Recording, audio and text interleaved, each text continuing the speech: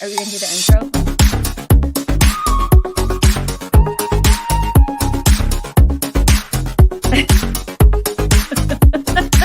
We're live right now. Hi everyone. I think Ben forgot the intro.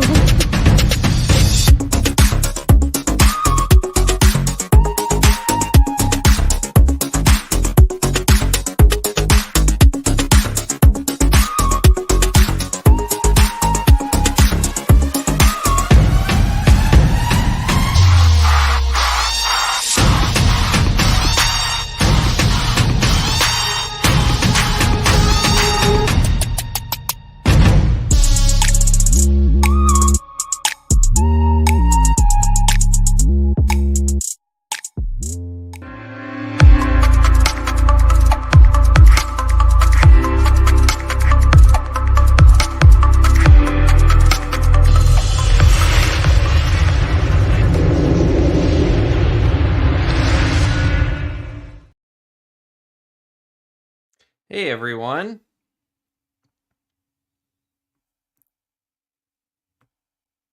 Oh, Amber, you are on mute.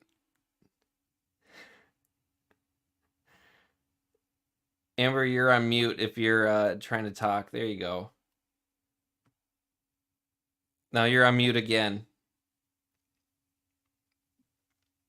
It's like lagging on my side.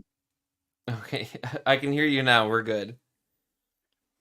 Welcome to Rockhound Talk Live. My name is Amber Nicole. I'm your co-host. I'm your host, Amber Nicole. This is my co-host, Ben Chorn, and our intro has been completely ruined. So welcome.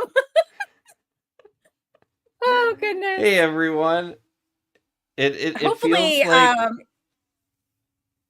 like day it one. feels like we've had some kind of a long break, I think because of the eclipse. Even though it's still been just our normal, few weeks, it's something's been thrown off. Yeah, like on my side, like it's still lagging. So if I cut out, that might actually happen. So but moving forward, so you've had an interesting time. You did something for the first time during the eclipse. Yeah, I was able to go down to Arkansas finally and do some quartz mining, which was great. So the first day we went down there, which was the Friday, we actually met up with the Arkansas Crystal Girls, which was really cool. Got to hang out with Jen and Nisha and meet the new third Arkansas Crystal Girl, Drea. So that was really Oh, there's a cool. Went to third. Flash. Yes, they just have they got a new Drea is their new third Arkansas Crystal Girl. So Awesome. that's really exciting. And then we mined for solution quartz at Flash Mountain, which was a lot of fun. And then we went to a few other mines. We went to Twin Creek Mine, did some pocket digs. We did some tailings mining at Avent, and then we went to the Sweet Surrender Mine Oh, to okay. watch the eclipse. And the whole time, everyone was like, we're not sure if it's gonna be cloudy, and I was like freaking out because I'm like, okay, we drove all the way to Arkansas to watch the eclipse, and then it's supposed to be cloudy. But then as I kept getting closer and closer, they were decreasing the chance for clouds, and then the day of it was perfect. There wasn't a cloud in the sky, and I think it Great. scared a lot of people off because they were like, there's going to be 1.5 million people in Hot Springs, Arkansas, and there really wasn't hardly anyone. It was really nice. So I was really happy to be able to get down there. I was a little disappointed just because I was expecting to find like a ton of really big things, and I still have to clean a lot, so I'm probably going to be pleasantly surprised when I start cleaning things. But we had some people in our group that found some like really nice, like I'm talking like big, almost 6 inch probably Clusters. crystals, like no, like full crystals, like six Oh, inch like wow. crystals, like huge ones. So What? yeah, Wow. so our group overall had some pretty good luck. So yeah, I just got to clean up a bunch of stuff, and then I've just been busy with other stuff too. Back in November, I believe it was, Chase, the agate dude, does his Toys for Tots drive, and I actually offered up to take some people to go look for agates. And I actually took someone out this past Sunday to go look for agates because she had won like the trip to go and look with me, and she found I think it was a 12.6 ounce agate, which was it was Wow. huge, and it was like really great because I was like super worried because you never know when you go looking for rocks, like you Right. might find something, you might You not. might not, And yeah. so Right. for someone to like pay and like me sort of doing like my first like guiding experience with someone, I was like so nervous because I was like, you paid this money, it was for charity. Like I Right. so hope that you find something. And Right. it like she was like over the moon, and then she found some other really good ones. So Yeah, it that's ended up great. working out really good. But yeah, I saw you did some stuff for the eclipse too. Yeah, I took my kids out to Lake Erie. It was something that we've done for a few years now. And I was just thinking, I hadn't gone hunting at night with my two youngers and me, the three of us, in like 2 years. Usually it's like just me and one of them. Um, just for like kind of our own time together. So it was the first time for all three of us together. So that was really special. And it was the first time that my youngest, because he would always go and look and just be like, like it was just like whatever. But like he actually got into it and he found some really good ones. And my daughters always find some good ones. So we had a fantastic haul that night. It was really great just to find for those who don't follow me on Facebook. And I posted we were hunting fluorescent sodalite on Lake Erie. So we stayed in Huron, Ohio, which is we had like 3 minutes and 52 seconds of totality. So, and I literally have had that planned out for 7 years. I had my hotel booked a year ago. I had this in my calendar from the last solar eclipse. So like I already had this whole thing planned. Yeah. So it worked out perfect because where we go hunting was right near there. So yeah, it was fun. We went hunting the night before. We saw the solar eclipse. So yeah, it was fun. It's always a good Yeah, time I to will. take kids out. Yeah, I'll say if anyone is ever thinking about going to see, I think the next one's in like 2040 something. If Uh you're huh. thinking about going to see the next one, like go. It was I couldn't believe Yeah. too how fast it went. Like this was supposed to be like twice as long as the one in Uh huh. 2017. Yeah, it And like was. it once and it's crazy because it is like totality or bust. Like once totality hits, it's a completely different thing. Like experience, Yeah. everything is dark. We were seeing, you could see Your shadow's Venus and different. Everything. Jupiter in the sky too. Like it was that dark. You could Yeah. see planets. Like it was so crazy. And yeah, I if anyone is thinking about trying to plan for the future, like do that. And then I'm probably not going to be around, but I did see in 2099 it's actually going to go through Minnesota. So if I end up being around for over 100 years, I might be able to see another one without having to move anywhere. So Yeah. Yeah, there yeah, are and just people who chase them. So, there are people who chase them because it's so exciting that it's a hobby for some. So, 'cause there's always yeah, other and places to go, so yeah, I heard. Well, I had a friend on Facebook who was talking about the next one, which I think might be 2026. He was talking about going to Spain because it's supposed to be like right Mm. outside of Madrid, and I was like, that would be cool, but um, I don't know if I'd want to be traveling that much. I was so worried about the crowds, and I think with the forecast being kind of cloudy, it kept people away.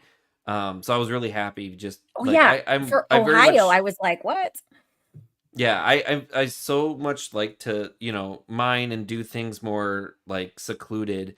And I was so worried, people are like, oh, these mines are going to be packed full of people. And some of them were. We tried to go to Wagner's late one day and he was closed, but he said he had hundreds of people there for the eclipse. So we planned it out right and we're at the right places where we didn't have like these crazy, crazy crowds. But Yeah. um, yeah. So, and then hi to everyone in the chat too. Flash from the Yeah, pan. I yeah. see you and Suze. Suze, yeah. Um, yeah, if you're watching, feel free to drop a comment. Tell us where you're watching from. And, But yeah, Herkimer Diamond Detective Jean, she's in there too. So, hey, thanks for watching. Yeah, and Dave is ready to answer a bunch of questions. He wants to educate us on all of his experience that he's had over the last few years. So, when I go ahead and introduce our guest?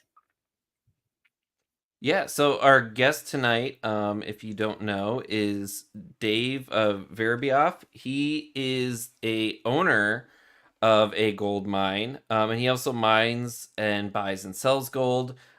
Pretty much anything that has to do with gold, he is involved with it. So he's got some really cool stories, and the photos that he sent are amazing. So Yeah. if you happen to be watching this, or I'm sorry, if you happen to be listening to this later on like Spotify or Apple Podcasts or wherever, make sure you make your way to YouTube to watch the recap of this to see some of these photos, because they are amazing. But I'll stop talking about it and we can actually go through it. And let's welcome Dave. Hello, Yes. Bring hello. Dave on. Oh, one other thing. If you don't follow us on YouTube, definitely follow and click the bell to subscribe so that you get notifications when we go live. Yes. So Amber, one of the things that you just said, it's pretty darn funny, as you said, for the last couple of years. And I want to, I didn't realize it until this morning, but my dad was the one that took me gold panning when I was 11 years old. And that was 50 years ago. I'll be 61 this year. And this morning I realized today is the 5th anniversary of his death. And he is my number one. He's my number one hero. He will always be my number one hero. I've got this life because of him taking me gold panning for the first time when I was 11 years old. There was 5 nuggets in that first pan, and that was it, man. My life was written in that moment. So 50 years is a couple more than a few. And yeah, it's, like, it's the only thing I know how to do. It's the only thing I want to do. And if I had to do it all over again, I would do exactly the same thing. So it sounds like it impacted your life that much. It's insane. So at the age of 11, you did your first panning and you've been doing it ever since. Yeah, I've been around the world. I've been to Australia twice. I've lived in a tent in California for 4 months. I've lived out in the desert in Nevada for weeks on end in the back of my car. I travel to Mexico 2 or 3 times a month. We're working down there. I've got two crews of people down there. Going to Brazil and Chile in the next month. Like anything to do with gold, I'm there. I've done the Tucson Rock and Gem Show for 26 years.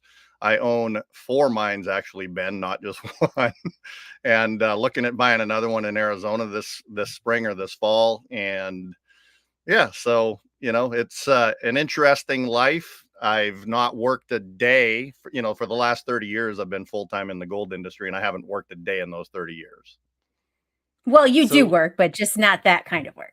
Yeah, physically I exert a lot of effort, but it's a labor of love. It's just like, yeah, there's just nothing that you can literally name anything to do with the gold industry, and I've done it. I've been a refiner for 8 years, did my own refining. I've cleaned up old major mine sites. I've hunted for placer gold. I've cleaned out old equipment. I was on a reality show 8 years ago because I was chasing gold in the city. That was on Nat Geo. Been there, done that. Never do it again. They want you to say stuff. I hear that a lot. I hear a lot from people who do those shows that it's like a one and done. Yeah. And they want you to say stuff that you would normally never say, and stuff you want to say, they won't let you, and they want drama. And I'm like, yeah, not me, man. I'm just not interested. Recently I've had 3 shows that get a hold of me. I own the Colorado quartz mine in Mariposa with my partner, Tony, from Australia. It's one of the most famous mines in the world. And in fact, that was another life-changing endeavor as well. When we bought that mine 8 years ago, there was one thing I knew about hard rock gold mining, one thing only. And that was that in the first year, most companies go broke. And that was all I knew about hard rock mining. I didn't know anything else. I'd never been underground. I swore I would never go underground. And now that's the only place that's the only place I want to be. In fact, I do underground mining primarily. And with that mine your videos too, are incredible. I was listening to something where you're talking about the Colorado quartz mine. And I believe you said that it was like a 6-year hiatus that no one had been in the mine, and it was flooded. And then you had to get that going. And then I correct me if I'm wrong, but you went for 17 months without finding anything. Is that right? Not exactly that. So it's interesting. And that's true. The mine had been flooded for 6 years. So Lance, the guy that we bought the mine from, he hadn't been there for 6 years because he wound up getting a property up in Colorado near Cripple Creek. And the Colorado quartz mine was his retirement to himself, but then all of a sudden he's back to work. So he sold it to me and Tony. And he came to get us set up because, you know, he knew the mine, and we started pumping it out. And it took 3 or 4 days to get down to the first level, which is 80 feet underground. And so when we got underground and Lance was still there showing us the ropes, we wound up finding a random piece of gold in an old working. We wound up calling it the mini dragon. It was a piece of gold on quartz about that big. And, you know, Lance didn't stick around to see us recover it, but he was like happy that we found a piece of gold. He says, well, I sure hope it's not 100 ounces. And it wound up being maybe 2 or 3 ounces, but super nice piece. And then after that, it was 17 months till we found another piece. And then it gets crazier than that. So there's a couple of videos I sent you on WhatsApp, Amber, and you might want, might want to show that one. So, you know, when I went panning when I was 11 years old, that first pan had 5 nuggets in it. That changed my life. And then there was another piece of gold, and it was called the Angel. And I found it on January 12th, 2017. I remember specifically my best friend's birthday that day. I called him that day and I said, I think I just found one of like the most incredible piece of gold ever.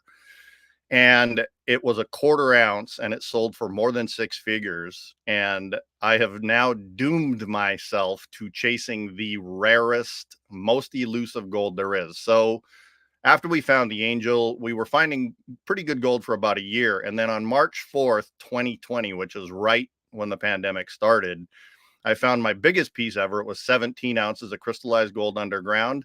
And then 3 years mining every day, 5 days a week, 40 hours a week, 9 grams of gold in the next 3 years.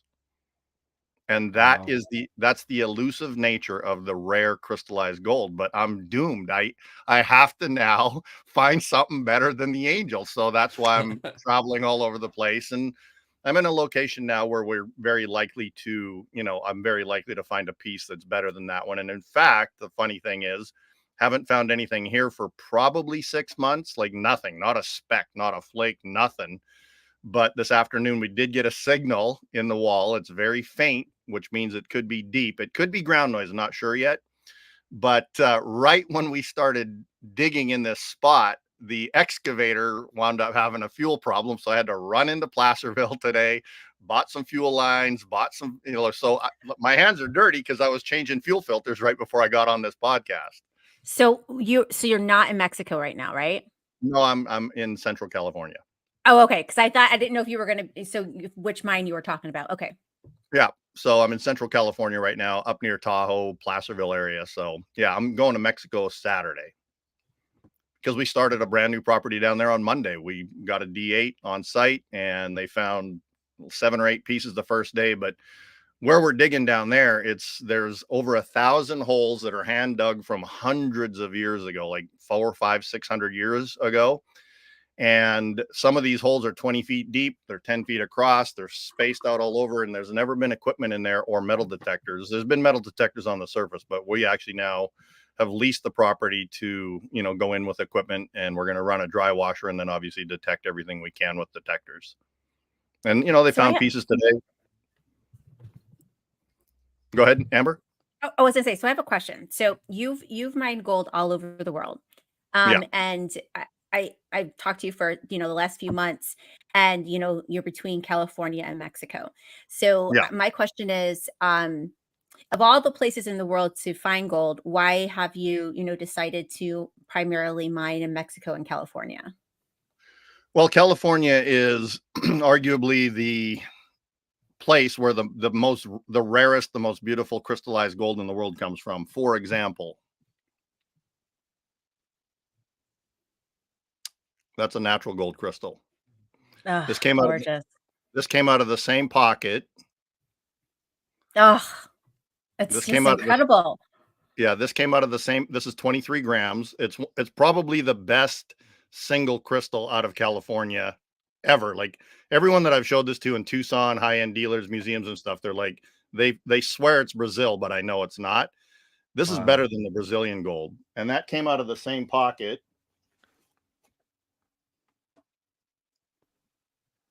Holy cow. Yeah, that's the one. That's the one. Yeah, I think Go ahead, I think I was gonna say we can get into, you just showed some examples, but if you don't mind, let's get into some of the photos that you sent. Yeah, Because I think so. The one thing too, if people are, trying to, usually when they think about gold, they'll think probably about jewelry and then maybe about nuggets, but it's pretty rare to find crystals. correct. So, um, I don't know. Can you tell me some about what's on the screen here? Yeah, the one on the left, that's Mexico. And so one of the things is there's different terrain down there. We're in a really dry area right now with no water, but in one of the areas that we do go into, we do have water and we're able to actually do screening and washing like you see on the left. The picture in the middle, that came out of the property that I'm on right now. So we found that one 8 or 9 months ago, cleaned up. It's just a spectacular piece. I don't have a cleaned up picture right now. The one on the far right, it came from a place called Alamos, Mexico, which is in the Sinaloa, Sonora area. That's a Mexican piece and it's crystallized as well. And then these, it Gorgeous. looks like this is some different mining. Could you maybe like describe like what you're doing here? It looks like you're Yeah. using So, water. yeah, what this is when we use a bulldozer, we will bulldoze an area to expose, we usually scrape down 4 or 5 inches and then we run metal detectors over that. Well, what we do is we stockpile all the material at the end of the property, and then we're able to take these piles of dirt that we've pushed up and we get whatever gold we can with metal detectors, and then the rest of this stuff we wash it through sluice boxes. So we have a sluice box, a ground sluice it's called, down on the bottom, and then we just wash the material through to recover the gold there through regular gravity methods using water. In some places we have to use what's called a dry washer, and there's no water available, so it goes through a big piece of equipment that has air in it, and it pumps air through the riffles, blows off the light material, and they're about 85% recovery for your fine gold. But we do get the stuff that we miss with metal detectors because some gold is too small for metal detectors. Okay.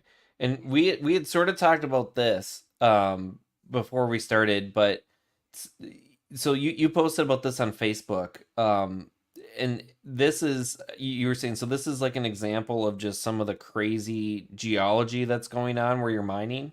Yeah. It's unlike anything I've ever seen. And, I don't know geological terms. I had AI write that description.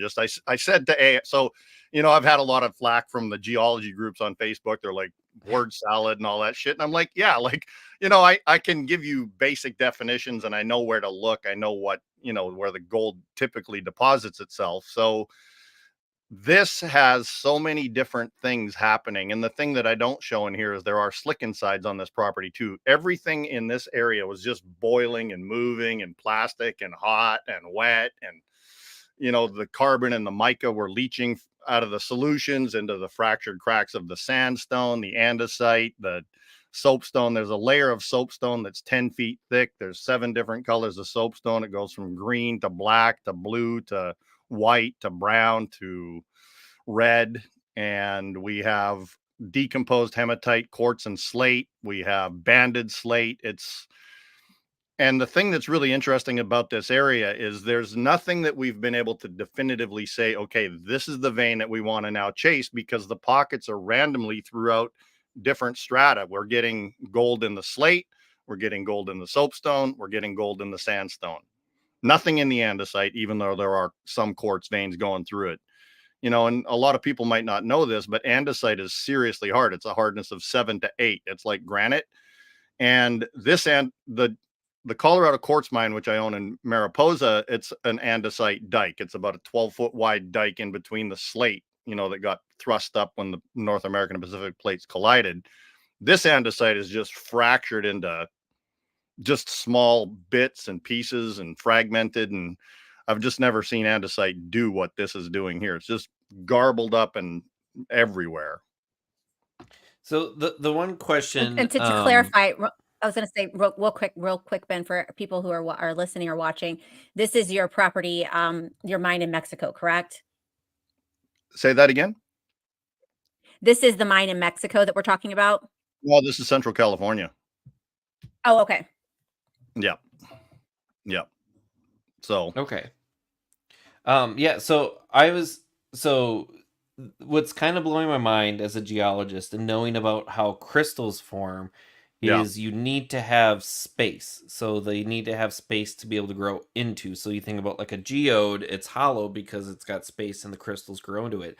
So when you find this gold, is it the gold is like growing into space that's there, or was it like forming in like solution and then it got stuff around it? Like how do you know at all how this is forming? Well, it's all theoretical for sure, especially with gold crystals, because gold crystals are really they're the rarest of the rare. And most of these crystals are not, in fact, grown in vugs. These are encased in solid rock. In fact, the Van Halen, which is on the far left, you couldn't see any gold in the rock at all. There was just a little point of it sticking out. And then when I started prepping the rock, that's what showed up. And so what happens is most people think that gold comes up out of the ground melted, in volcanic lava and stuff, but that's not the way it is. Most of the gold that's formed in the form of crystals, it comes up in your hydrothermal solutions that has all the dissolved minerals in it. You got your carbon, your iron, your graphite, it's got copper, silver. And then the theory is, and there's just no definitive answer for this, the theory is that what happens is the reason gold is deposited in certain locations around the world, for example, Alaska, California, Nevada, they theorize that as these superheated solutions are coming up into the mantle, what will happen is there'll be a micro earthquake. And what happens is you get this micro earthquake, and then this high pressure superheated solution loses pressure. And it's kind of like a pressure cooker. If you have a pressure cooker on 15 psi boiling on your stove, and then you take the lid off of it, everything just, the minute you take the pressure off, it just drops out of the solution. The theory is that the gold does the same thing. And then your silicates, for example, the quartz, or in this case, we have some arsenopyrite and stuff, they come out at the same time. Wow. Okay. And the theory is that the crystals form almost instantly, just like bismuth. Oh, wow. And I Yeah. can Interesting. see how it looks too. Yeah. Yeah. And So go ahead. oh, I was just gonna ask. So, like, where are these? Are these all from your California mine? The one on the left is from it's from California. Now, I didn't find these two pieces. I bought these pieces. I'm working with there's a couple of best friends. They found this pocket, and I've been buying the gold for the last 4 years. I've bought everything that pocket's ever produced, and it's not far from where I'm at here. It's somewhere across the river. That's all I know. I don't know the exact location, but I do tell people Michigan Bluff because it's close enough to that. And the Michigan Bluff area is really well known for the Eagle's Nest mine is on that side of the river. The Red Ledge mine is over there. So it's over in that direction somewhere. That's as best that I can do. And, understandably, like I wouldn't tell people where I'm finding gold either. Right. And then Ben, as what I was just talking about with the hydrothermal solutions coming up with the dissolved minerals in them, this is a really, really incredible piece. Okay. It's very crystal clear to see that that's pyrite. And then when we turn this on the side, you can see the gold. I wonder, I'm going to clear this off. Hang on. There we go. That's a lot better. So you'll see that this is iron pyrite. You can see the gold is actually growing through the pyrite itself. Is that like the kind of like needles or like thread kind of coming off of that? This one is more, you can see the gold right here along this one edge, and then the quartz obviously on it, and you got a nice pyrite crystal on the front. So this is a super rare occurrence. A lot of times you don't see fool's gold and gold together. Yeah, that's crazy. It's a very unique piece. I've had it for probably 1.5 years or 2 years. Some gold someday I'll sell it. Someday, like when it's a weird piece like that, I wind up keeping it. But it's one that, again, in Tucson, I had it there this year, and a lot of people are like, wow, I've never seen anything like that. And I actually have one more piece from the year, and I know that this one came from the Scott River area in California. I know that's where it came from. There was some other pieces that came out of there. I don't know where the other one is. Too much gold, I guess. But I see some questions in the Yeah. We should answer some of the questions we have. Yeah, absolutely. Yeah, so Sue's is asking, gold is amazing. If you're new to gold mining, what tools would you recommend someone to start with? There's one. Well, the very first tool is your eyeballs. Most people discount the value of being able to identify where you might find gold. So, your eyeballs for sure. and a gold pan is really what you need to get started. And I will, even now, I'm a hard rock gold miner, but when we're into an area and we start seeing some new veins show up, if we're not detecting any gold, we'll scrape some of the vein out, crush it, and pan it to see if there's any fine gold in it. So a gold pan is your number one tool. You know, you want your little crevicing tools. A rock pick is usually very handy. And start there and see if you like it first, because the basics are fundamental to being able to find the type of gold that you're seeing here. You gotta be able to identify, first of all, the difference between gold and pyrite. And the best way to do that is in a gold pan. So I wanted to show one video that you had sent. I think it kind of shows, like, you know, some of the ways that you use like metal detectors when doing this. Yeah. So let me see. Oh man. Dave having a big sound. Oro. Oro minero. So Oro minero. you can tell we're in Mexico. Edgar. Oro minero. Oro minero. Hermano de oro. Oro minero. Hermanitos de oro. That's my crew down in Mexico.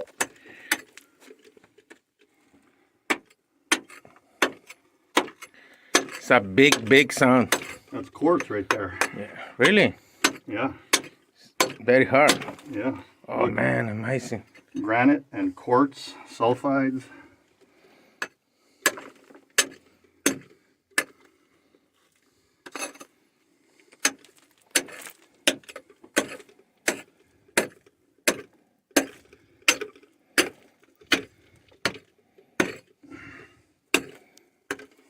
This is about 600 years old, by the way, this mine. So it looks like with this, then you're using the metal detector to sort of find your the spots that you want to target, and then you're digging in those spots. Is that right? So when you get a signal on a metal detector, it is a piece of metal. And, you know, at that point, you're recovering whatever the target is. So the other thing I want to point out about, you know, me being shirtless there. So I've got these 2 underground mines here in California, and our underground temperatures about 55 degrees underground. Down there, it's almost 80 degrees. Oh. Yeah, we're you know, we're pretty much due east of Mazatlan where we're at down there, so it's freaking hot. And even underground, like, the walls are warm to touch. There's bats that have wingspans, like, you know, huge wingspans. There's scorpions on the walls that are about this long. They're called they're a vinaigretta is what it's called, and they're tailless. They can't sting you. They just, you know, they eat bugs and stuff, and they live in the dark. But a real wild experience. So with that, the one thing I'm curious about, you know, I've been told, I'm sure a lot of people know this, like, gold is relatively soft. It is. And you're using, you know, like metal, you know, tools, it looks like. So do you just like try to get close to where you think it's going to be and then switch methods, or like how do Yeah. you do that so you don't damage the crystals? Because those, you know, I could imagine that would be heartbreaking to damage something like that. Yeah, with a metal detector, you're able to, once you've used a metal detector well enough, you're able to determine exactly where the target is. And if the rock is really super hard and we're not able to manually dig it out, I do have an air-powered diamond chainsaw. So you know, we can cut out a large slab of rock, and then we take the whole thing to the surface, and then you know, it just depends on the size of the piece. And sometimes the rock's not as hard as that. We can dig out around it. So yeah, you use you know, your pick is your first piece of equipment that you use, but then after that we use power tools. You know, like I said, we have a chainsaw that's got diamond blade on it, and it's air powered, water cooled. I've got videos on my YouTube channel showing me using it.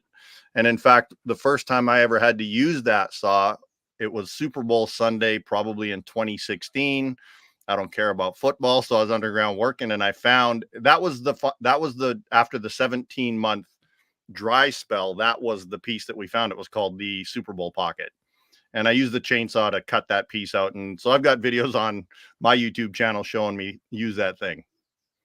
It's pretty wild equipment, you know. And we have air chippers, we have chisels, jackhammers, drills, you know, licensed blasters. So sometimes we have to blow out a little bit more rock, and so we, you know, drill around it, and we'll, you know, set off some very light charges and things like that. So with the metal detector, I'm kind of curious because I've only done metal detecting once, and it was on the copper tailing mines in the Upper Peninsula of Michigan. Yeah. And it was basically, I had probably the cheapest thing you can get that my um, fiance, her father had one, I think, for trying to find his water shut off in his yard. And it Yeah. was basically any noise I heard, I just went ahead and did it. And looking at your videos, it sounds like you're trying to do something with the metal detector. Like, I don't know if it's like the pitch or the sound. Like, could you maybe talk about like what like how you're able to figure out what's gold using the metal detector? Well, you can't actually determine the different, like metal will make the same noise, whether it's a piece of steel or a piece of gold, typically. And so what I'm doing with the metal detector there, like why I'm going back and forth on it and kind of moving around it, is to pinpoint where the actual target is. So the metal detector is the most sensitive on the edge of the coil. So what you do is you come in from the side and you start wherever you start hearing the signal. You kind of use your eyeball to pinpoint where the tip of the coil was, and then you come from the top, come from the other side, and you're able to determine pretty specifically where that target is, and that's why you can dig around it. Okay. Yeah, so let's see. So I just want to go through some of the other photos that you had here because some of these are just crazy. So what can you tell us about these? The one on the left-hand side is a piece of gold that was found about 100 feet up the hill from where we started working on Monday. It's 5 kilos. The 5 kilo, like it's the whole thing's gold? Yeah. Wow. Yep. And that was found 2.5 years ago, about 100 to 150 feet up the hill from where we're at now.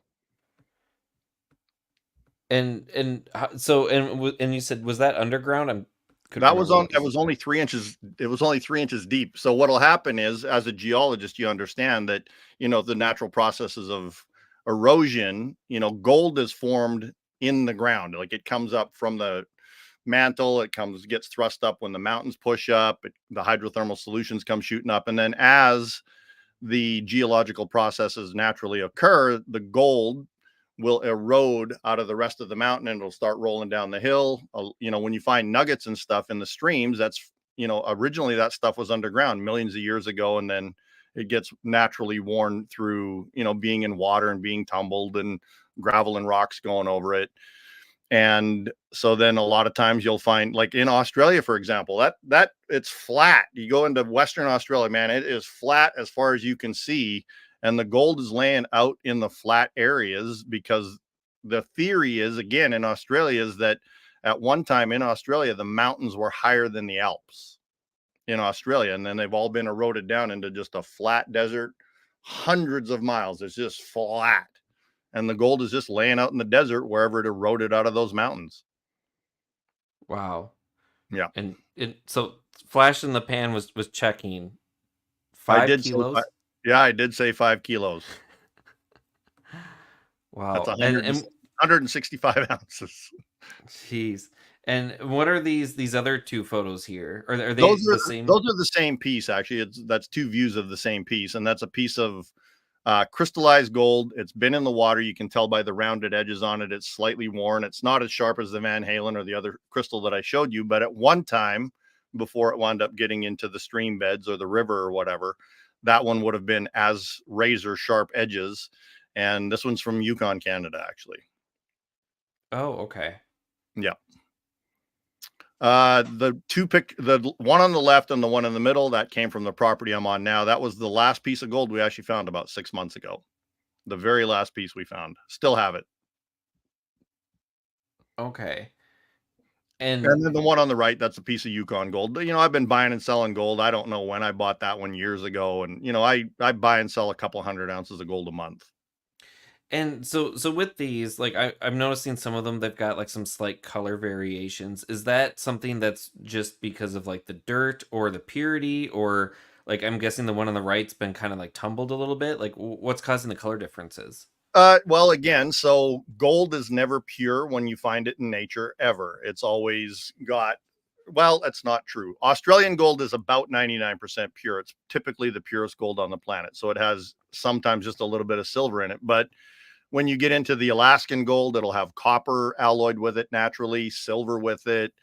You get sometimes you get iron with it. You'll get other minerals with it. So it'll cause different colors. Nevada has gold as low as 75% pure. It'll have, up to 20% silver in it with a little bit of copper. So it just depends where the gold comes from based on the purity. California gold is anywhere from 83 to 87% pure. Alaskan gold, same thing, 83 to 85, 86, 87 as a general rule of thumb. Montana gold can get as high as 98%. And so it really just depends on where it came from, whether it was found in the rock. The one on the very far right, that one, obviously, again, it got eroded out of the vein millions of years ago, wound up in a stream bed somewhere, and then got dug up and, washed through a, wash plant, or someone might have panned it or metal detected it. Okay. And these are, So those two pictures on the left and in the center, they're the same picture, or the same piece we were just talking about, just 4 different views of that same piece. But you can see kind of the stepped little look. It almost looks like bismuth. That's called hoppering. So a bismuth crystal is called a hopper crystal, and gold will do the same thing. And it's a very actually sought after form of gold. It's hoppered octahedron is the actual terminology for that. An octahedron being an 8-sided crystal. and so I was listening to some of your videos, and there's some terms for just different quartz features. I was wondering if you could maybe like talk about some of them. I think one of them you mentioned was like trigons. Yeah. Like could you maybe talk, because I don't like I've never seen crystallized gold that I know of in person, and I'm sure there's like a ton of just like descriptors that you can use for them, and they're just, it's so interesting. So I was just wondering if you could like mention some of the different characteristics. Yep. So wire gold, you were talking about this earlier. That's wire gold. Wow. And it's just like, it's almost like just fibers, like asbestos almost, but it's Yeah. gold. And then if you look at these under a loop, you'll see that there's little microcrystals on each one of the wires. And it's seriously cool. Here's another piece of wire gold. This is from Folsom, California. Oh wow, it's really yellow. Yeah, it's super yellow. Super yellow. This is a little higher purity, and then you can see on the backside. So this is a really killer piece that came out of the Folsom area probably 7 or 8 months ago. This is some octahedrons. This came out of the same pocket as the Van Halen as well. Again, it's another very unusual crystal. It's also very yellow. My lighting in here is kind of sucks. I've got LED lights in my motorhome. And so those are octahedrons. There are spinel twin wires. There are octahedrons. Trigons is a 3-sided shape. Typically, you'll find the trigons, like you'll get leaf gold, which has been extruded through the cracks. And a lot of times when that forms, as it's cooling, it'll form little trigon bumps. So it looks like little pyramids on the surface of the foil, the leaf gold. Okay. And those are kind of the major piece, or major crystal structures for gold. So is there any one that's like, I know, we've kind of worked up to like gold crystals are really rare. Is there like the rarest, like what would be the rarest crystal of gold?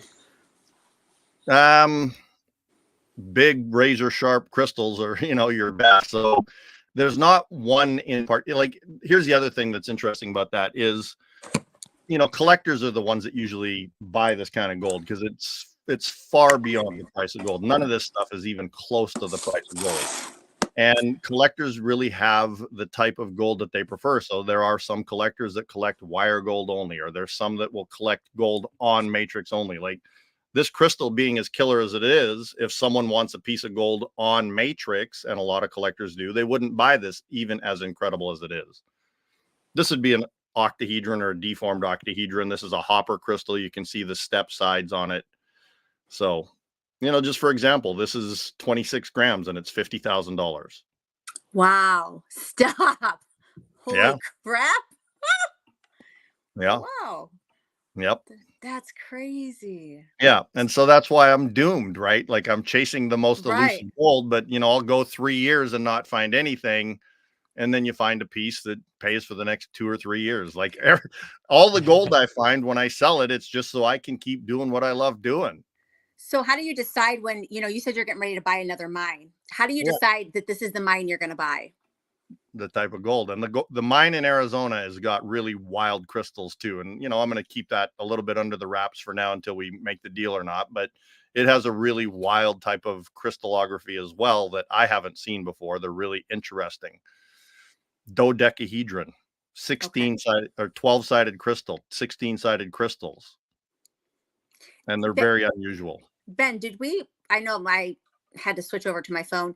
Did you show the picture of that one piece of gold that looks like leaves? It's like really big and it's like at the crystal. It looks like a leaf. Do you know what I'm talking about? I'm not sure. I haven't seen that one yet.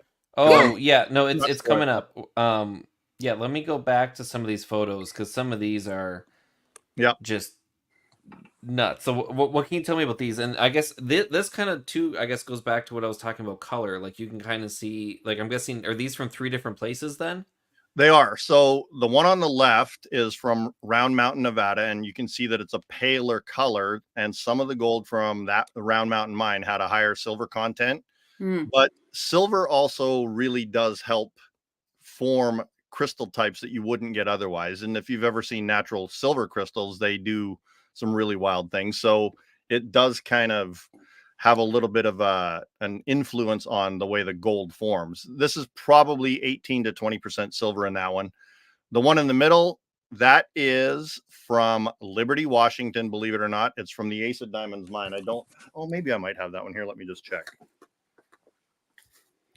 Nope, I don't. I actually have some really cool pieces to show you though. I forgot I had these ones here. And then the one on the far right, last one. The one on the far, that's that leaf one. Yeah. Yeah, the one on the far right, that's from where I'm at now. Oh, that's incredible. Oh my God. That one I love. Oh. Yeah, and then here's a really wild, I'll give you again, this is from where I'm at right now too. This is leaf gold. This does have trigons on the surface of it. You can't see them until you look at it under a loupe. But this was found in the vein. It was folded in half, like it was folded like this. And when I started cleaning it with a high pressure water gun, it just naturally unfolded. And then 2 feet away on the exact same vein and was this one. Oh, gorgeous. Wow. And so this is, this is very similar to the one that you like, Amber. This is it came out of the same vein 2 feet away. That's crazy. 2 feet from each other in the same vein, you have these 2 pieces. Wow.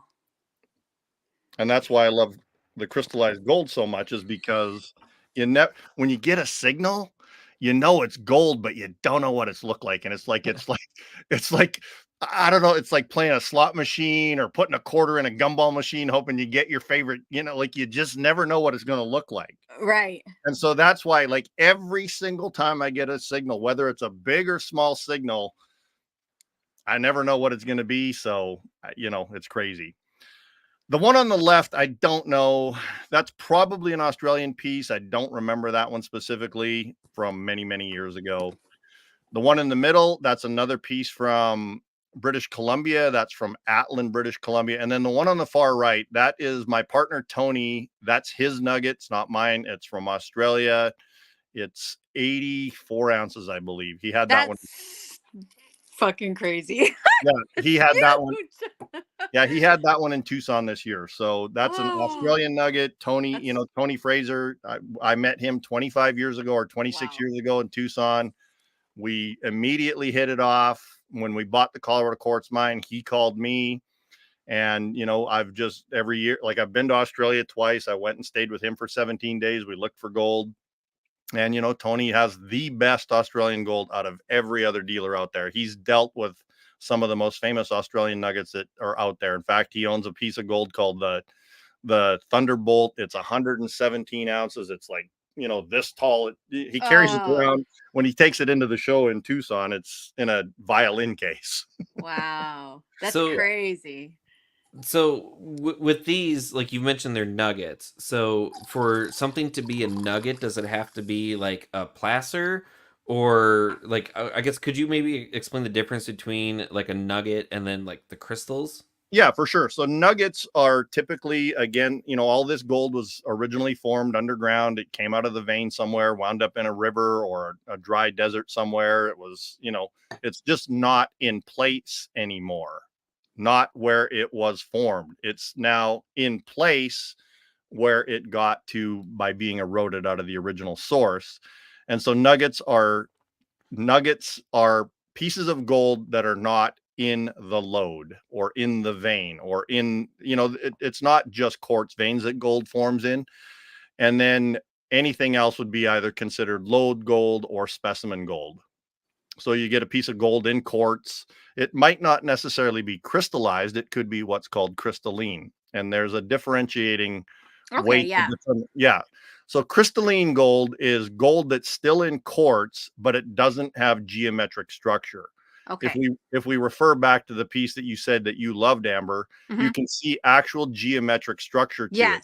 Yes. And so that's crystallized gold. Crystallized. Mhm. And the one in the middle would be more crystalline because it doesn't Okay. really have crystal structures. It's more random. It's just gold that formed and didn't form into cubes or trigons. It's just random, bright colored gold that's in rock. And that's the difference. That's good that you explained that, because I was curious on that, because I seen the terminology used and I wasn't sure what the difference was. So I'm glad you explained that.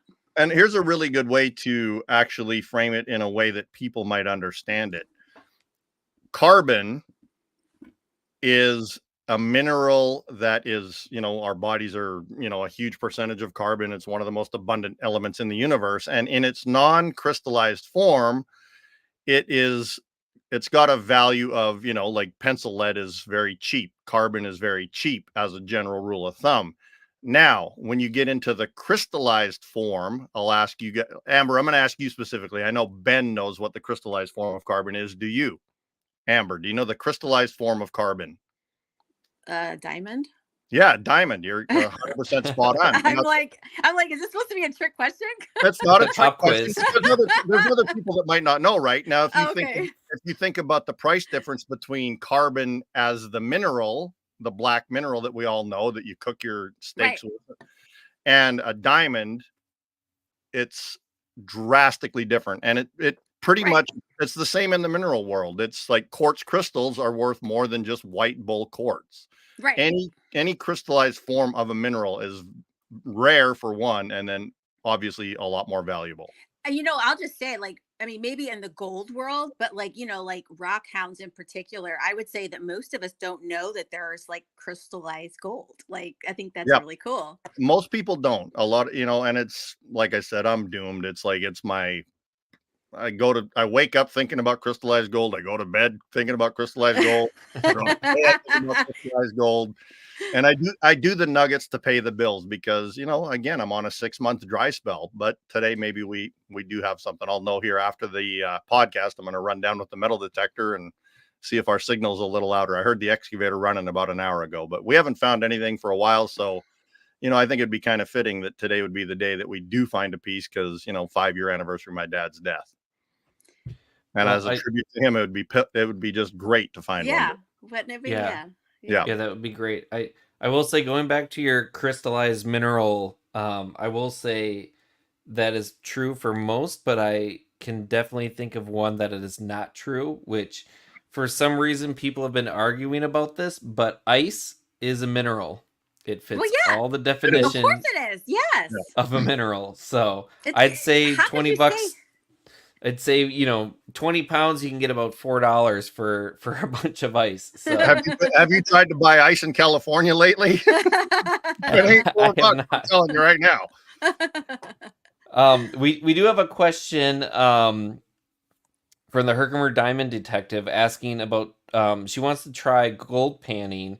They've got a friend in Colorado that has land on the Colorado River, and they're wondering if it'd be worth it. So, I guess how do you know where to pan for gold? Or do you just go and just, try it out? No. So it's really a great question. You want to go to where gold has been found before. We're not the first ones walking around looking for gold. And, if you think about the gold rush, 1849, 50, in California, the whole mother lode, pretty much anywhere you go, you're going to find at least, little gold dust and flakes in your pan. But you want to do the research. The other thing that I recommend people do is look for local prospecting clubs. A lot of the states have local prospecting clubs. There's the Roadrunner Club down in Phoenix area. The GPAA is a nationwide club. You can become a member. I don't know what the price is anymore, but I did the GPAA shows for years, and they have probably more clubs than anyone. Well, they're the biggest private prospecting club in the United States. I know that, but in Colorado, there's for sure going to be some small clubs there, and you just got to, get on Facebook. And there are quite a few groups on Facebook for gold, finding gold in Colorado, and, just do your research. And then you go to those areas. See, the thing that's really good about clubs is if you're a beginner, a lot of, the gold mining community, we love making sure that people are successful. We want people to enjoy this hobby. The more people that enjoy our hobby, the more we have an opportunity to have a voice when we have to fight, some of these policies that we're fighting, the Forest Service and the BLM. And, our rights are being taken away. I hate to say it, but, they're closing Forest Service roads. We can't go to some places that we used to. And so the best thing to do is look up a club in the area that you want to go, do some research online, and go where gold was found before. And here's why it would be worth it, whether you find gold or not. You're going to be in the outdoors. You're going to be learning something new. You're going to be enjoying Mother Nature, and you're going to get some exercise and some vitamin D. And you could find some gold. My very first pan ever, 5 nuggets the size of match heads, and that was it. That's crazy. And it's really why I sell pay dirt too. People are like, what's the deal? Like, why would people buy a bag of pay dirt? I'd rather go out and find it myself. Well, what about if you live in Kansas or Missouri or Hawaii? There's no freaking gold. Right. And people, just because they live in an area where they can't readily access gold, they get to experience what it's like to pan for gold. Yeah. And it's also too, like I'm friends with the Mineral Monsters on Facebook, and they were mentioning, because they're kids, and their parent was saying, hey, they're looking to get into gold panning, and it's like, well, it'd be really fun if you were getting into gold panning to actually find gold, and so the pay dirt would be a great option. It is. It's a really great option for people to learn. And I did see a question a little bit earlier. One question that popped in was saying, man, I used to love your crystallized gold pay dirt. Well, here's the deal. Whoever asked that question, let me scroll up and see if I can see who that was. SJB. Okay, so SJB, here's an interesting thing. I'm driving to Nevada tomorrow to buy some crystallized gold to do a brand new run of Nevada crystallized pay dirt. It should be on the website Saturday or Sunday. Woo! And this stuff is sick. It's all wire gold, and it's like check out goldbay.com either this weekend or early next week. I'm bringing it back. It's been a while since I've had it, because to get crystallized gold to put in pay dirt is really hard to find, but I did wind up finding a source. So tomorrow I'm actually going to pick it up. Nice. And just to backtrack briefly, the GPAA, I mentioned this in the chat, but it's the Gold Prospectors Association of America. I want to mention, I was doing some research earlier, and I did come across that, and I actually found on their website they've got a whole bunch of links for clubs, and I actually joined the Facebook group for one in Minnesota. So it's very easy to find information about that if you're looking into it.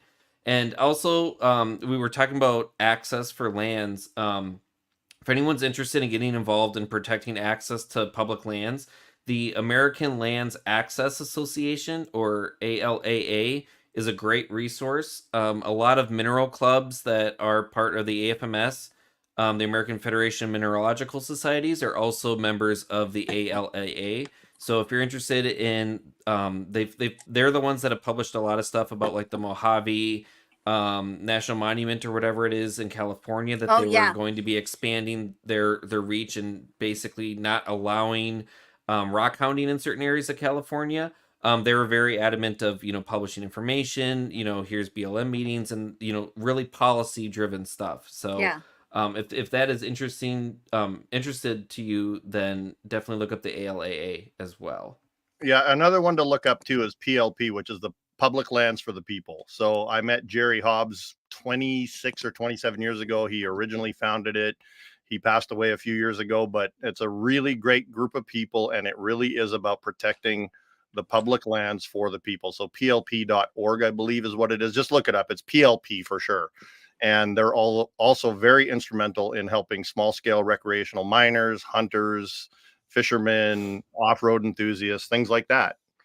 And that's why I'm saying, like, it's really like support your clubs, because the more people we have, like, the fishing industry has a huge voice, and we want the gold mining and gold prospecting community to also have that kind of a voice, because a lot of times, here's the other thing that people don't understand. If we're running a suction dredge, which is a piece of equipment that floats on the river, and it's got a suction nozzle on the end, and you pull up gravel from the bottom of the river, goes through your sluice box, and then whatever you're sucking up off the bottom of the river, it goes right back into the river. You're not actually discharging or introducing anything new into the waterway. And a lot of times dredgers will get fishing weights and shotgun pellets and old scrap steel. Like, that stuff is in the streams already. And responsible dredgers, we will remove those foreign materials from the stream bed, and we will take them and dispose of them properly. Like that, we will also clean up all the other stuff along the edges of the banks. Like, we really take pride in the fact that we're conserving nature. Yeah, that's great. So I believe we had just a couple more photos. Yep. I love that one. That's the other side of the one that you saw earlier. Yeah, that's just incredible. Yep. Have you sold that one? Yeah. Okay. Yeah. Okay. Amber is about ready to sell a kidney. No, I'm not saying I would buy it. I'm just curious because it's so incredible. I'm like, there's gotta, how could it not be sold? Because it's so, like, you know what I mean? Somebody has to want that. It's so gorgeous. Yeah. Well, it's yeah. And I did have to throw in, I did come across one last picture of he's making an appearance right behind us. Your dog Camo, dressed out in some gold chain. Yep.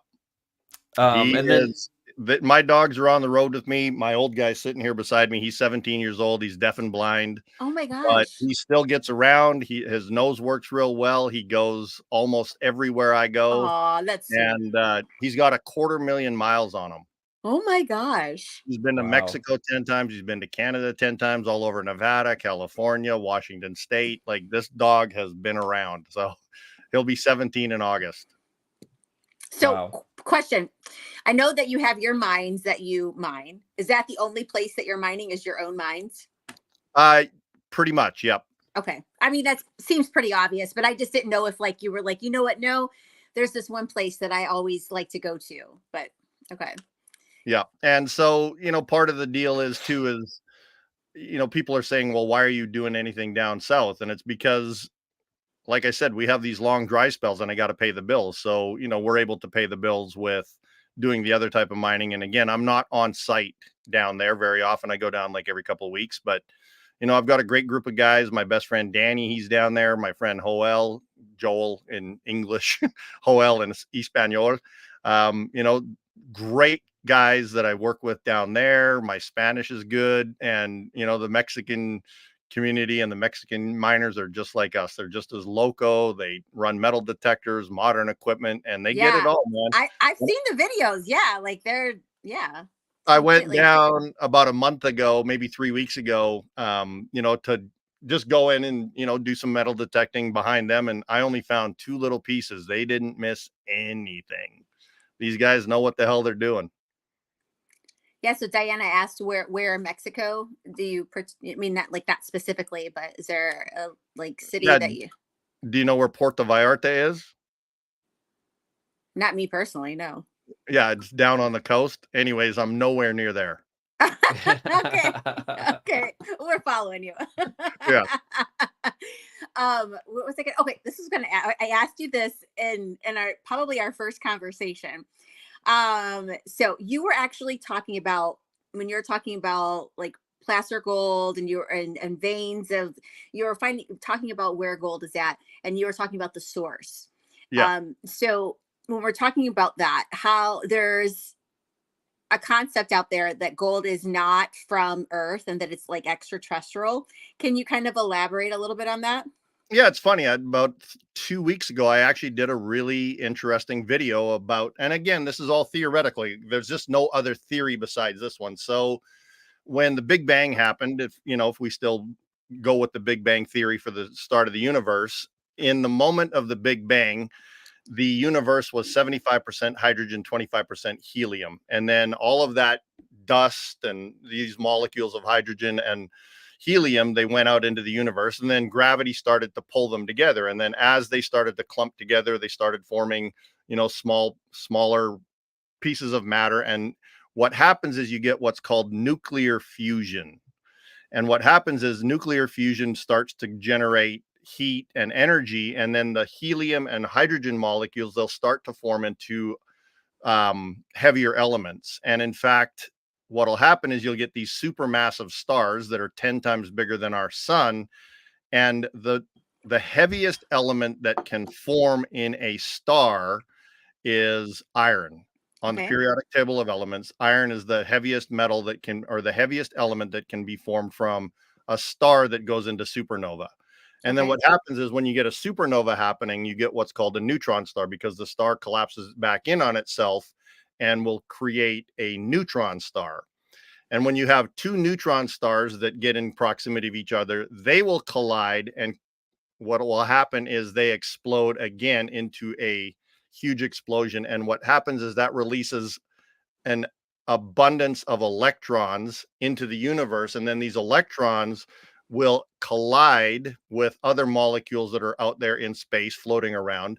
And then what you go from nuclear fusion to nuclear fission. So what Okay. happens is you'll start to create these heavier elements that are beyond iron. You'll get your coppers and other metals. And then the theory is that in order to create the heaviest of the elements, and gold is part of this, 79 electrons in in a gold molecule, you have to have photons, random photons hitting. Really? Yeah. And so it's a wild, Huh. I devour, every night before bed, I'm falling asleep listening to something about, the universe and the Big Bang and Yeah. nuclear fusion, nuclear fission, and particles of light and how they interact with other, molecules that are floating around out there. So gold is ultra, ultra rare, let alone crystallized gold. And so that's the most widely accepted theory. No one knows for sure, but yeah, it takes a supernova of a supermassive star, 10 times, at least 10 times bigger than our star. And then it takes two neutron stars colliding to create the abundance of electrons that then interact with the molecules that are out there freely floating in space. And then it takes photons to, sometimes it'll knock a particle or a molecule or an electron off of a free floating particle of matter out there to create, these other elements that are on So that. then that those were all of those things were necessary. They came together, created gold, and then the Big Bang came and it just blasted into like explain that part. Explain the part. So after it's developed, how did it get here? So while everything that got blasted out from the singularity, so the singularity is what they call, the Big Bang. It was every single thing that exists in the universe was in a what they call a singularity. They figure it was probably 50 kilometers across, and that is everything that exists in the universe now was super compressed, super compacted, super dense. And then when it exploded, it was an instant expansion of the universe to unfathomable, unthinkable, size that we have now. The Right. James Webb Space Telescope is now kind of putting a little chink in the armor. They actually now think that the universe is actually 29 billion years old. They don't know for sure, and that's because some of the supermassive galaxies that they're seeing that were supposedly formed 400 million years after the Big Bang are too big to exist Mm, 400 million years after that the Big Bang. So there are some things that are now having a lot of, you know, consequences in the widely accepted theories. Yeah, So and interesting. just, kind of to expand on that too, we can see stars and their relative position Correct. and see that they are moving away from a central point to realize that, because the universe is still expanding today. And And Mhm. so you can actually, it's expanding faster than it was. So the redshift of the galaxies that are the furthest away, the James Webb Space Telescope, that's what I'm saying, is these redshifted galaxies are bigger than they should be. So the universe is actually increasing the speed of the expansion, and they can't explain it. No one knows why. And it's actually expanding faster than the speed of light. So there are galaxies and stars that we will never see because the light will never get to us. It's expanding too fast. yeah, it's something really interesting to think about. Someone mentioned this to me and it's like lived rent free in my head forever. Mhm. If there is say there's an alien race out there that has a telescope and they can see planet Earth, and let's say they are 70 million light years away, they are looking at Earth and seeing dinosaurs That's because the light crazy, is right? 70 million years old, and when dinosaurs were on the Earth, and they're Yeah. seeing dinosaurs and Yeah. thinking, oh, the Earth is run by dinosaurs. Yeah, that's Yeah. Like, crazy. it's just crazy, like, to think about some of that stuff. Yeah, Yeah, and it's and just the messes with my brain every formation. night. Yeah. Yeah, and just going into, like the formation of Earth and how, you basically have a bunch of stardust that starts to combine and become dense, and then, more, it gets denser and attracts more material, and then it starts to separate, which is why we have a heavy nickel core and all this. Like, that's the kind of stuff that, there's this, it's what makes people geologists, I'll say that. Well, So yeah, the other interesting thing about that too is that, the Earth formed and then a very small microplanet collided with the Earth and jettisoned off material that formed our moon. Yeah. And the moon has way more helium-3 than planet Earth, but there are similarities in the rock structures that are out on the moon. Like there's meteorites that have hit from the moon, which are super rare, by the way, to prove that the moon was at one point some part of the Earth when it was in a molten state, and that this microplanet collided with Earth as it was still in a very young stage. I think that makes sense to me. And like when I think about just that theory completely makes sense to me. Yeah, and then there's another, and speaking of the water on the planet, it's like, where did all the water come from? Because the Earth was a molten blob of superheated, rock and heavy metals and materials. And just like 2 or 3 nights ago, I watched a video on where did the Earth on the or where did the water on the Earth come from? And one of the most widely accepted theories was, there was a bombardment of comets, which is comets are a lot of water and ice. But they've also now proven that rocks that were hitting the planet carried most of the water, and there's more water. Oh. There's more water underground than on the surface of the planet. There's Like, far more. wait, There's far more water underground Than than the oceans?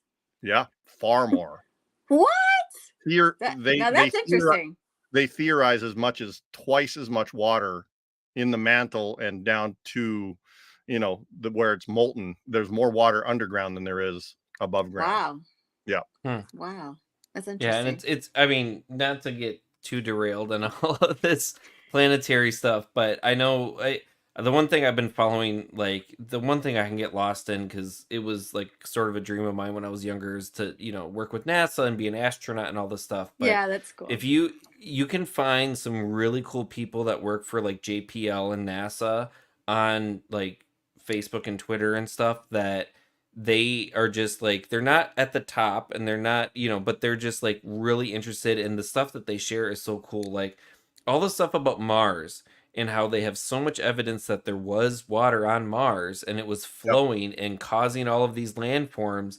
And then now there's not stuff, it's not there. It's, it does have like an ice cap, but some of that stuff is just mind blowing to think. And then, kind of going back with the mining stuff too, there's so much out there about, some of these asteroids that are out there have all of these rare elements and materials that it's like, if someone can get there and come back which I know SpaceX has been doing like reusable rockets because that's where a lot of the high costs are. But it's just amazing to think about the fact that we're doing like undersea mining, and we're talking about trying to get asteroids to get these rare minerals that are just sitting out there. It's someone's going to be smart enough to make a lot of money off of this. Yeah. Yep. And in the meantime, so much more to learn.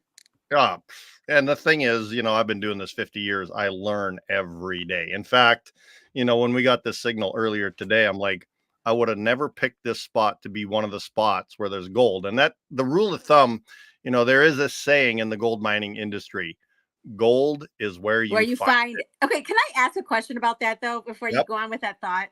Okay. Yeah. When I first heard that, I thought like it was supposed to be sarcastic. Like where does that originate, and can you elaborate on that? Because me, as somebody who's not in the gold world, like I don't get it. Well, it's real simple. So, the Colorado quartz mine is a real good example of this. There were some fairly consistent areas where we would find gold. Like we could tell that there's what's called crenulation. So that gold mine so the slate got, up thrust when the North American Pacific plates collided, formed the Sierra Nevada mountains, Yosemite National Park. I'm only 18 miles from Yosemite down there. All of this stuff was happening. And so these slate beds, they got thrust up like this. And then there's a crack that's about 18 to 20 feet wide that got filled with this igneous rock called andesite. Okay.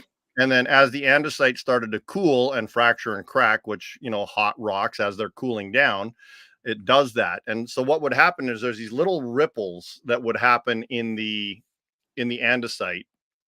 And when we had gold veins running through these crenulations, on the high side of this little ripple, we would typically find pockets of gold. So we were in an area where we were doing really well. We were finding a lot of gold. Some places we'd blast and we'd find 14 or 15 different targets. It would be gold every time.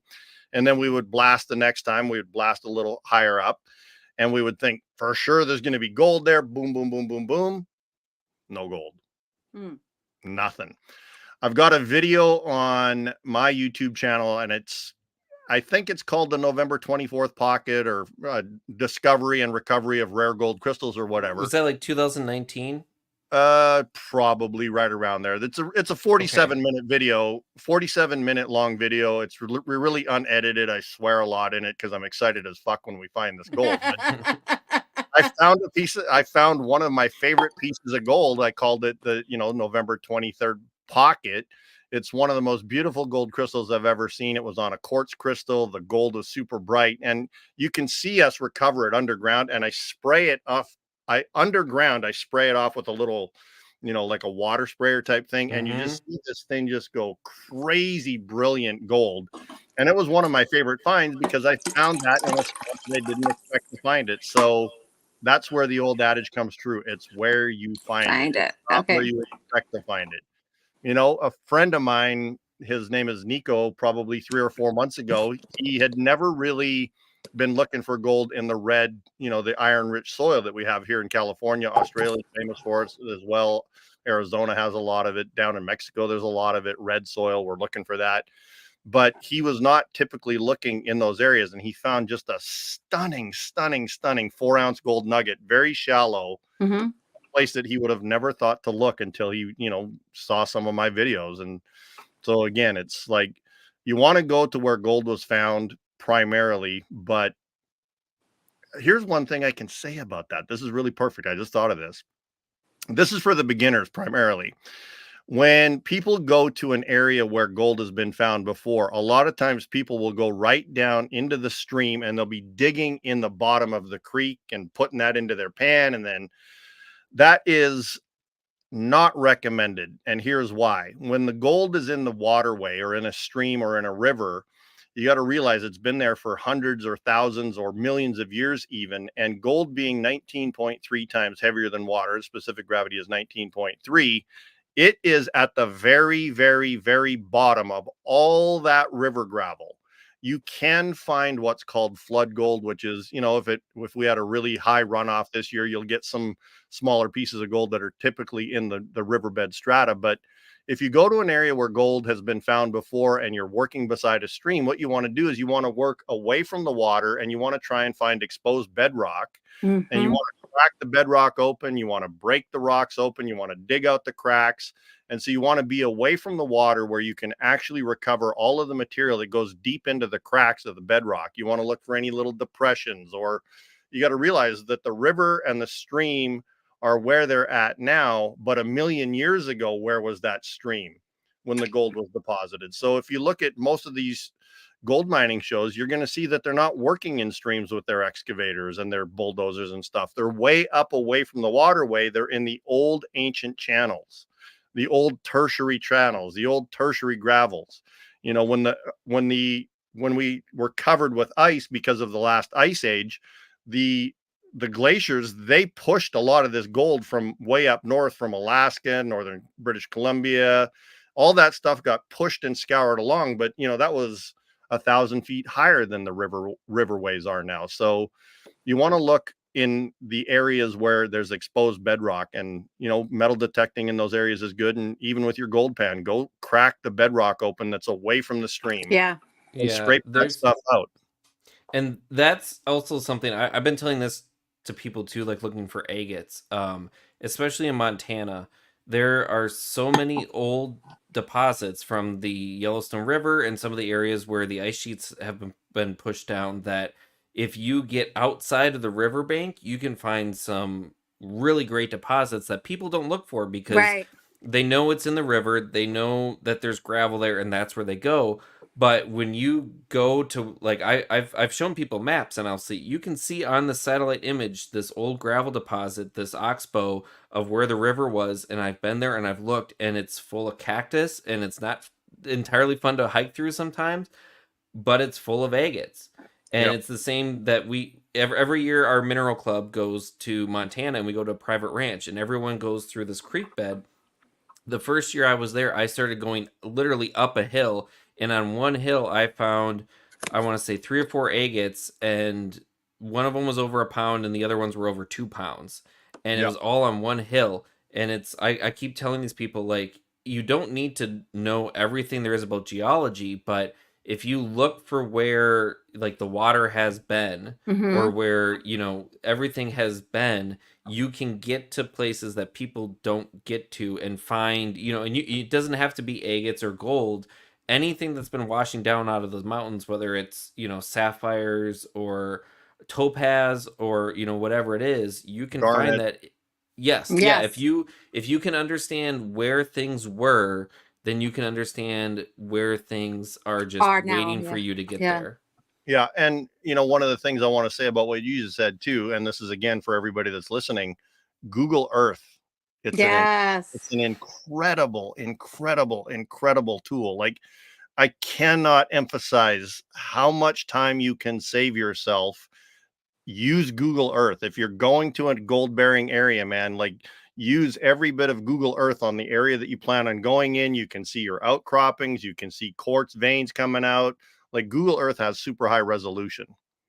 Yes. It's super great. It's one of your best prospecting tools again. And that's why I said earlier when we started this podcast, your eyeballs are your number one tool. Yeah. Yeah. All right. So there is, I did have at least one more video I wanted to show. I wanted to show one video. I know we showed one while you were in the mine. I just wanted to show this other video of you, like, going into a mine.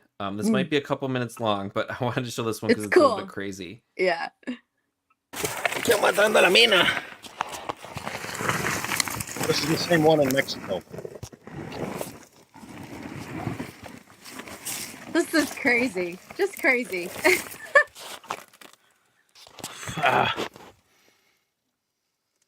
¿Dónde va, Román? Oh my God, the claustrophobia is already coming out. Se pasan como las ardillas para adentro, mira. Allá andan en la verga. Oye, me voy a arrendar, está muy oscuro ahí. Aquí me quedo yo cuidando afuera. Ya.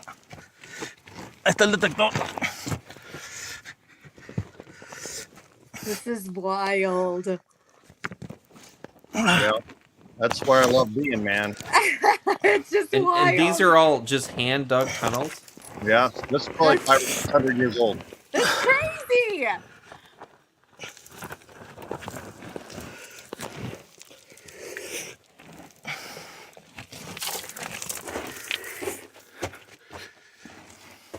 I have a theory about this mine too, and I can tell you after the video.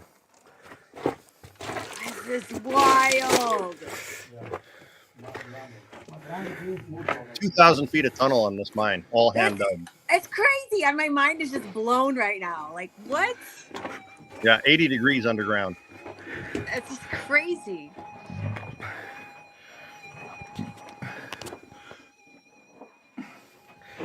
Well, you can see scorpions on the wall, actually.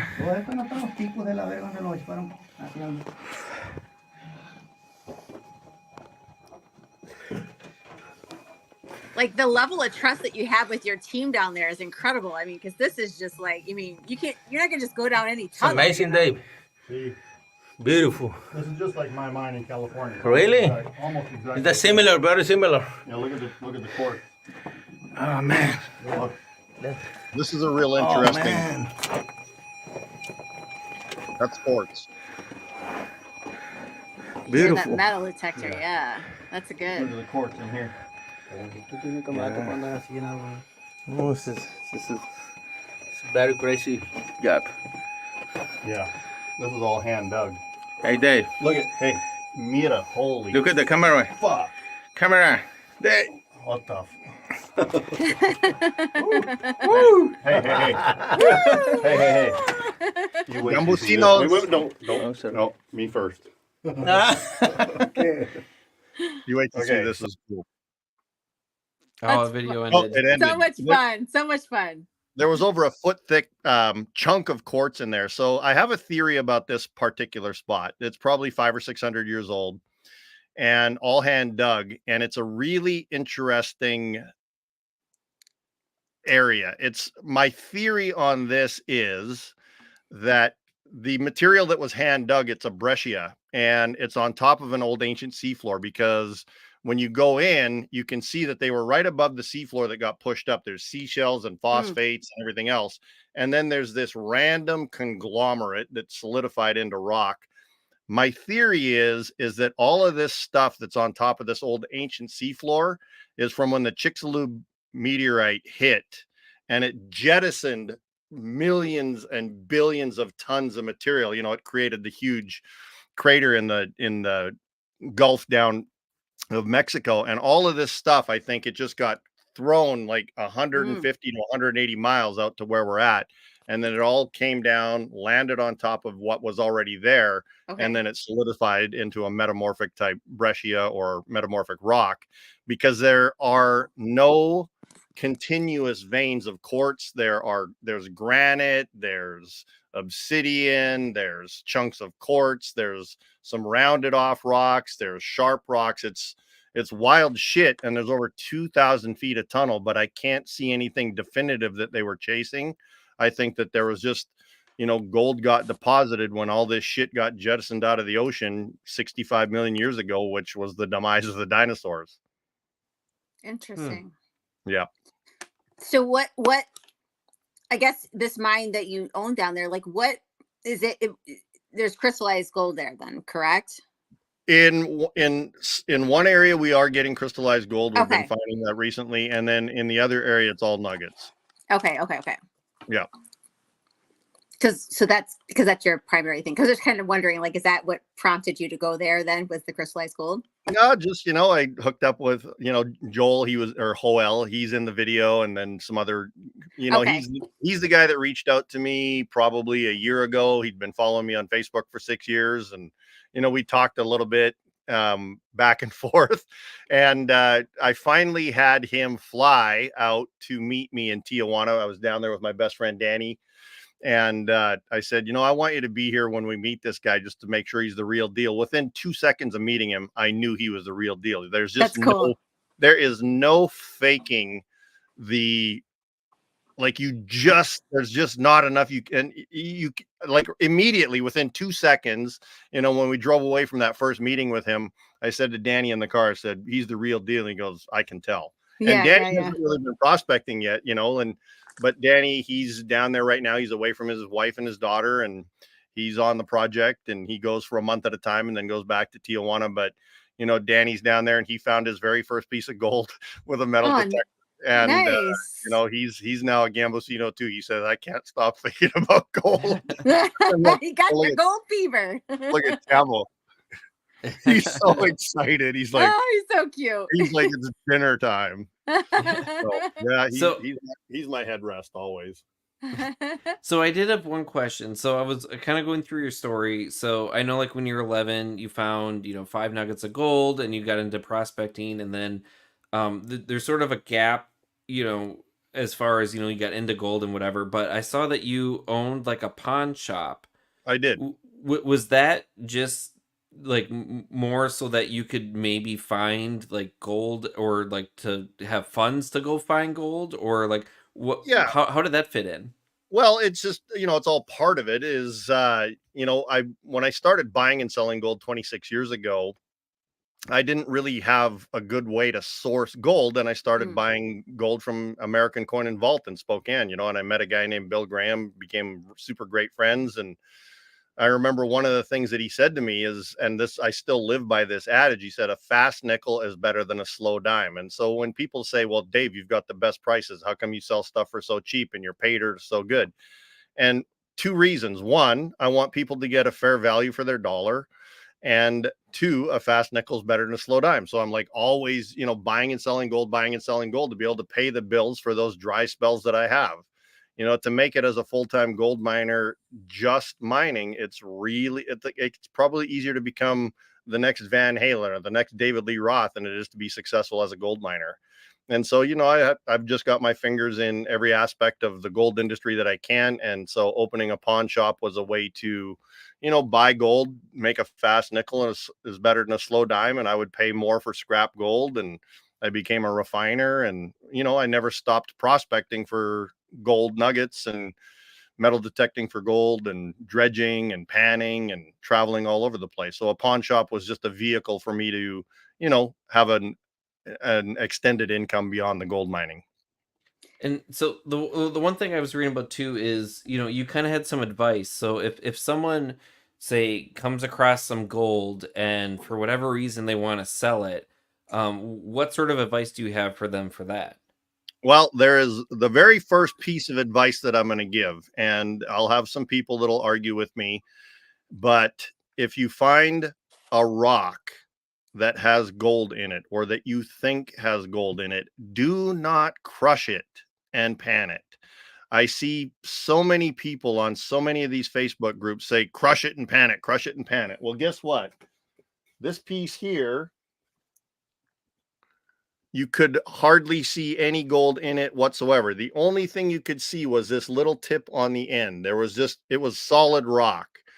And if that was crushed, Yeah, it'd be worth $1,500.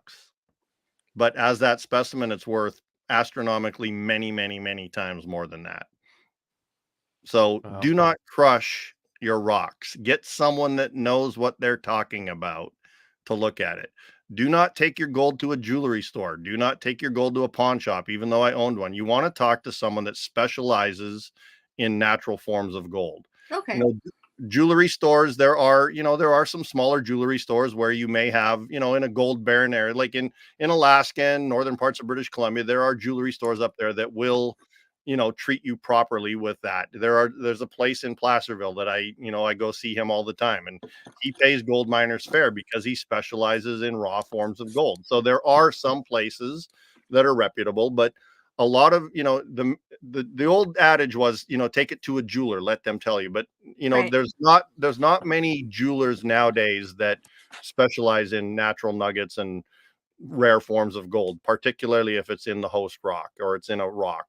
So reach out to me, like, get me to at least give you some advice. I've got a lot of people that were crushing their gold in the central mother lode area that used to do that. But, I get people reaching out to me every day. Hey, I have this available. You want to look at it? Give me some advice. How much gold is in it? And you can tell how much gold is in it by doing what's called a specific gravity test. Again, it's on my YouTube channel. there's a video that shows you how to determine how much gold is in a rock by weighing it dry, and then you submerge it in water, you weigh it again, and then you do a mathematical formula on it. Archimedes came up with that test 600 years ago, and it's called the Archimedes test or specific gravity. So you can determine very closely how much gold is in a rock specimen. And to kind of build on that, I sort of have read about this, but for anyone that hasn't listened to you yet or read about this, what do you say to anyone that finds gold nuggets or whatever and wants to melt it down? Yeah, I was going to ask you that.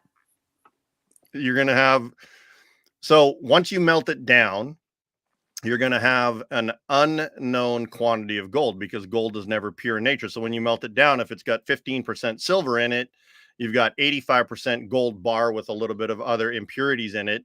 You then need to sell that, and whoever you're going to sell it to, they're going to discount it probably by 20%, because they have to refine it into pure gold to then be able to sell it back to the market.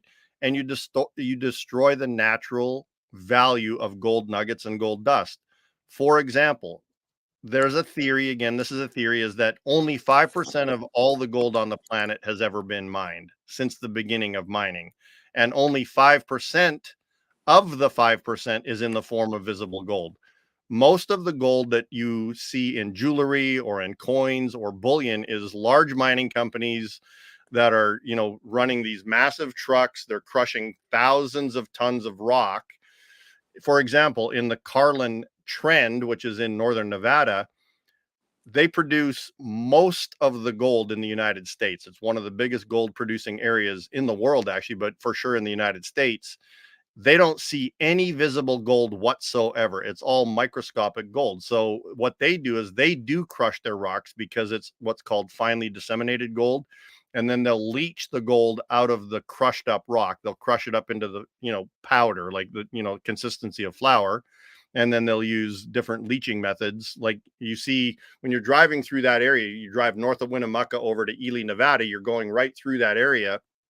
You'll see these huge piles on either side of the road, these huge mountains with sprinklers on them. Well, what those sprinklers are is they're sprinkling cyanide solution onto those piles, and they will do that for anywhere from 5 to 20 years. They will sprinkle cyanide solution on these piles, and these piles are on these huge rubber membranes that are they're impermeable to water.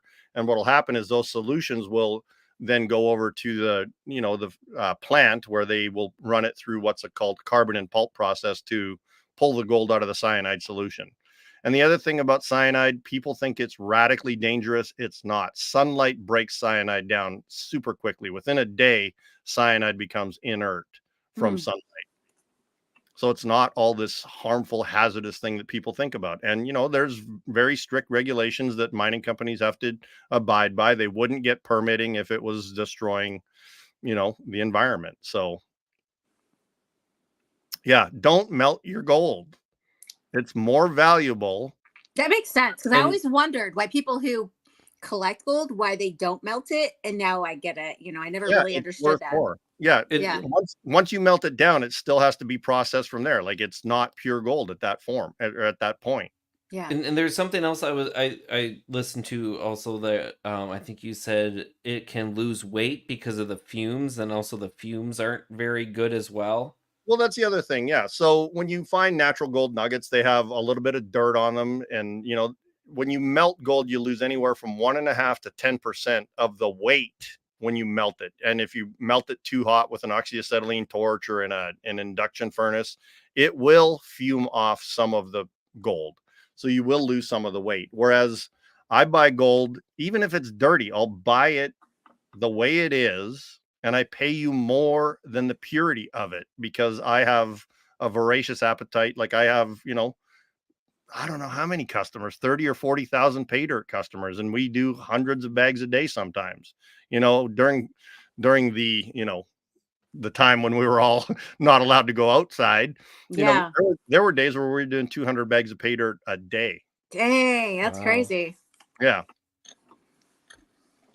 All right, I did want to show one last video. I noticed when I downloaded a bunch of videos, apparently I missed a bunch, but I did want to show this one because it's so pretty. So just to go back to seeing some of the beautiful crystals. Here's another piece that's really, really cool. I'm holding it in the shadow. I'm standing with the sun to my back. That's so pretty. And you can see that it's still super lustrous. Check this out. Oh, gorgeous.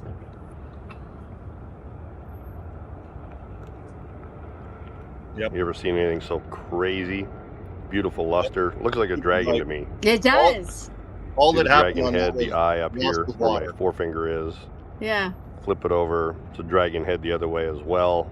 Love That's this cool. piece. Yeah, that is cool. And So so, that- where So was that piece from? Yeah, I was gonna say, where is that? That's from where I'm at right now. And how much work did you have to do to find that piece? This one was it was found on the surface. Oh, okay. Well, Oh, that's really? good. That's good. So sometimes Wow. you'll get pieces that, again, gold is where you find it. Yeah. And That's so so this was cool. very unexpected. It was after a serious rainstorm, Ah, and it nice. just washed away the dirt, and there it was. Oh my gosh, that's gorgeous.